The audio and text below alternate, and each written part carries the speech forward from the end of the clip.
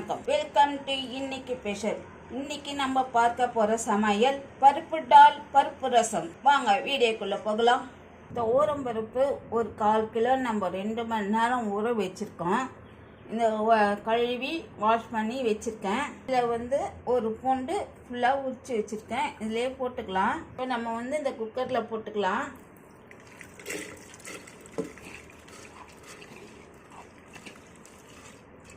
இப்போ 2 டம்ளர் தண்ணி ஊற்றிக்கலாங்க.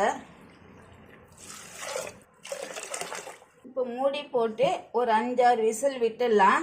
நல்லா வேகட்டும். இங்கே பாருங்கள், 5 விசில் வந்துருச்சு. இப்போ மூடி எடுத்துக்கலாம்.